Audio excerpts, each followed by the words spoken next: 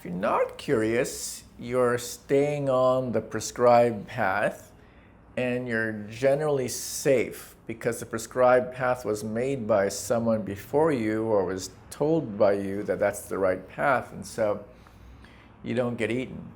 To really effectively wield curiosity, you don't need courage. You just need audacity. You need the willingness to be open to the moment and not thinking too hard about it. What you need courage for is for what happens after you've been curious. Like, let's say you're like, oh no, whoa, I didn't expect that. You'll need courage to overcome that.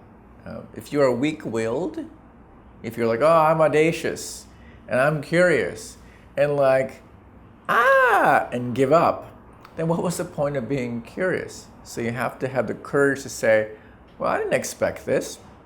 I guess I'm gonna have to take it on. This is uncomfortable. Now I gotta forge forward through it. All good? I think so, yeah. Hi, my name is Ben Blumenfeld, partner here at Designer Fund. Hi, my name is Enrique Allen, also part of Designer Fund, where we invest in startups co-founded by designers, and we also produce a design education program called Bridge. For me personally, like my favorite part of kind of any phase in my career has been when I've been totally naive. Right? So right now in Designer Fund, right? Like we're new to this, right? Yeah. And so we're so curious about everything. Why does this work this way? Are there other ways to do it? We're questioning everything, right? And we've talked to a lot of people that are like, that is such a huge advantage. You guys don't have, this history where like, oh, it needs to be done this way because that's the way it's always been done. And I came that way into Facebook the same way, right? It's like, why are we pushing product out this way? Why don't we design this way? Why don't we team up with engineers this way? And eventually I got to a point where it's like, I know how to do a Facebook product. I know the process. And then the curiosity, you probably artificially constrain yourself because you're like, I know this is how it needs to be done. I know kind of the process. And within that, like I'll find other little micro optimizations. So Scott, you are someone who's known as, I think, a business person who mastered design and mastered design of business, in my mind. Mm-hmm. How did that happen? When I was in college, I was taking a lot of the business classes, but I started taking these classes in the DEA, Design Environmental Analysis major. And one of the first projects was a typography project of capturing every letter of the alphabet in ordinary objects. And it just was one of those, silly projects, but for me, it just made me realize, oh my goodness, everything around us is an O or a D or an A, and then I started taking more of the classes in DEA and got one of my, and then senior year I did one of my final projects in DEA all around redesigning a resume because I couldn't believe that everyone was representing themselves with this black and white Microsoft Word document.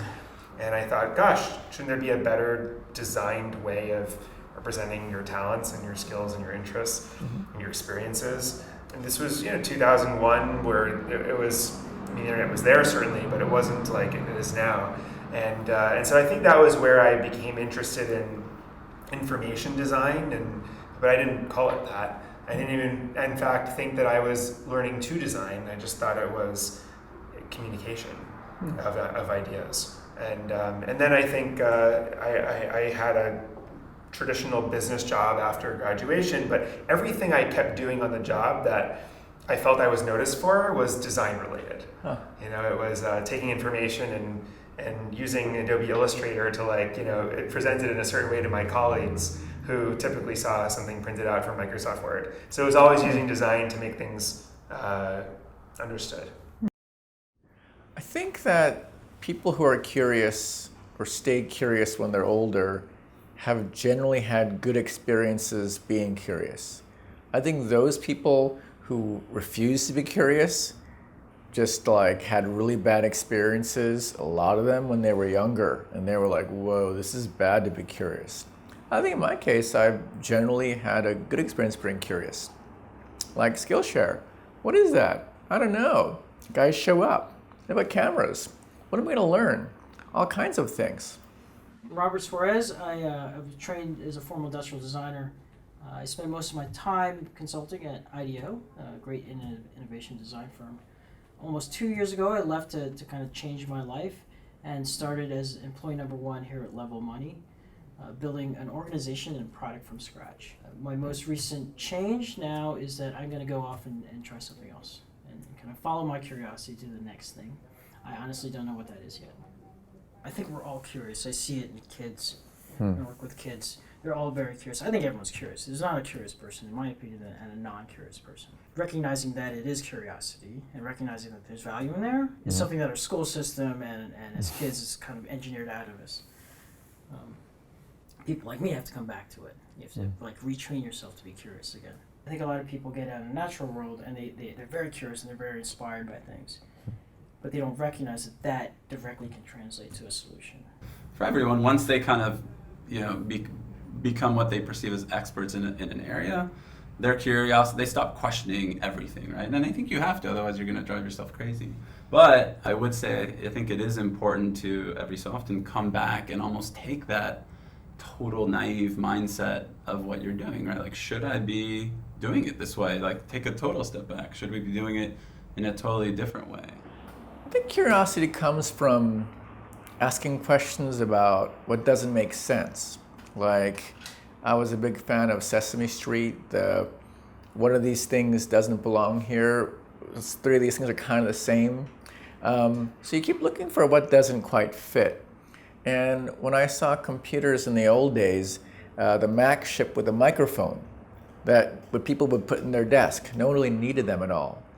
And so what happens is with this microphone, I wondered, well, what else could it do besides sit in your desk? The result of that curiosity was what's called a reactive square, which is 10 squares that respond to sound that are now in the permanent collection of the Museum of Modern Art. By some weird accident, curiosity led to a new part of history. If you're curious about how to do something better, you're going to look to history to see how it was done. And you'll dig as deep as you can because you're kind of unsure of yourself. And you keep looking and looking and looking. And along the way, what happens is that you feel really depressed because you realize, wow, there were really smart people back then. And as you dig more, you're like, there were really smart people back then, even further. And at some point, you discover something. You discover like, well, that's a good idea. It's a good idea. Maybe I can appropriate it. And from the appropriation of the past, sometimes you discover a new, I guess it'd be called a remix. You're DJing the history to kind of find a new remix that fits. And you think it might be new. Oftentimes it isn't. And those who have like sensors that say, oh my gosh, someone's done this, I'm going to stop, tend to just give up and go back to the non-curious world. But those who are curious have a brief moment where they falsely believe that it could be right. You're like, whoa, this is probably new.